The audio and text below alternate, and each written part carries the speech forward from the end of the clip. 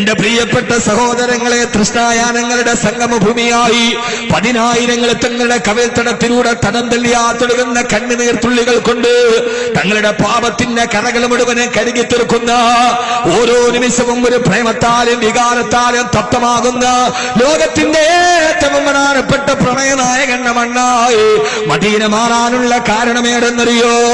ആ മദീനയ്ക്ക് വേണ്ടി ദുആ ചെയ്തത് ആദരവായ പ്രവാചകൻ നബി മുഹമ്മദ് മുസ്തഫ സല്ലല്ലാഹു അലൈഹി വസല്ലമ.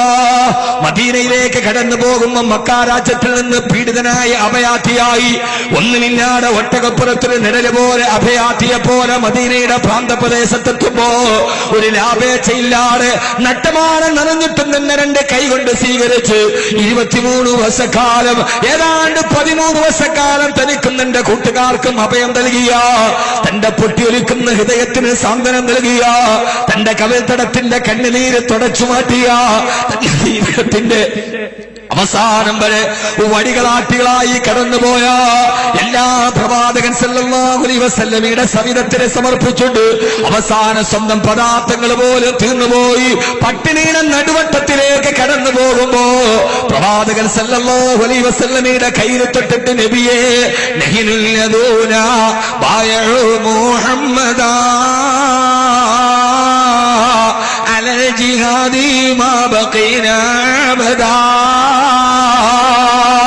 ഞങ്ങളുടെ ശരീരത്തിന്റെ ഞരമ്പുകളിലൂടെ രക്തപ്രവാഹം നിലക്കാത്തെടുത്തോളം കാലം അങ്ങയുടെ പുറകിൽ ഞങ്ങൾ യുദ്ധം ചെയ്യാനും അല്ലാഹുവിന്റെ ദീനിന്റെ സഹായികളായിട്ട് ഞങ്ങൾ ഉണ്ടാകുമെന്ന് ഹബീബായ നബി തങ്ങളുടെ പ്രതിസന്ധിയുടെ കാലഘട്ടത്തിൽ കയ്യിലേക്ക് തൊട്ട് സത്യം ചെയ്ത, തന്റെ ജീവിതത്തിന്റെ നിഴല് പോലെ കടന്നുപോയ മദീനക്കാർക്ക് വേണ്ടി ലോകത്ത് ദുആ ചെയ്തതാരെന്നറിയുമോ?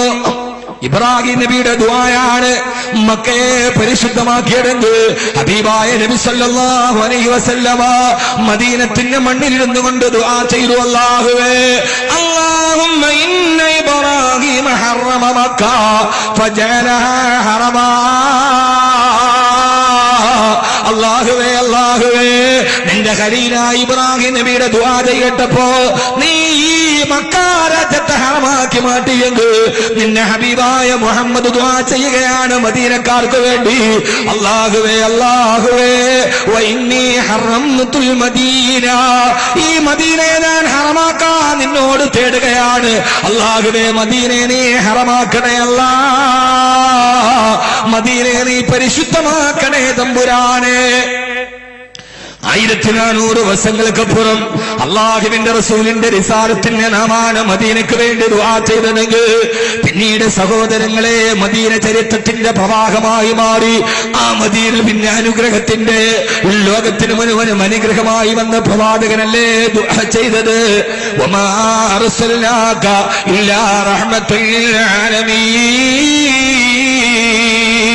സർവലോകത്തിനും അനുഗ്രഹമായി കടന്നു വന്ന അനുഗ്രഹത്തിന്റെ നായകന്റെ റിസാലത്തിന്റെ നാമാണ് ദുആ ചെയ്തത്. പിന്നെ മദീന മുഴുവനും അനുഗ്രഹമായി, പിന്നീട് മദീന മുഴുവനും അത്ഭുതമായി, പിന്നീട് മദീന മുഴുവനും ലോകത്തിന്റെ ചരിത്രത്തിന്റെ അത്ഭുതമായി മാറി. ആ മദീനയെ അല്ലാഹുവിന്റെ റസൂൽ ദുആ ചെയ്യുകയാണ്. അല്ലാഹുവേ, അല്ലാഹുമ്മ ബാരിക് ലഹാ ഫീ സായിഹാ വഫീ മുദ്ദിഹാ.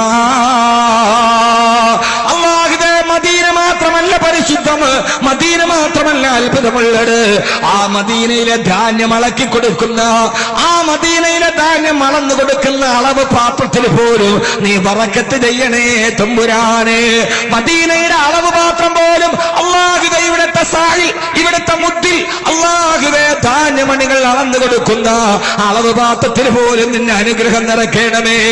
എന്നെ കേൾക്കുന്ന മദീനയുടെ അനുരാഗികളോട് ഓർമ്മിപ്പിക്കുകയാണ്, ആ മുദ്ദ എന്ന് പറയുന്ന അളവ് പാത്രം ഇന്ന് ചരിത്രത്തിലില്ലെങ്കിലും ഇന്ന് മദീനയുടെ അളവ് പാത്രത്തിൽ പോലും ആ മദീനയിൽ കടന്നു ചെന്ന് അവിടുത്തെ ഒരു അളവ് പാത്രത്തിൽ നിന്ന് കുടിക്കുന്ന വെള്ളത്തിന് പോലും അനുഗ്രഹീതമാണ്.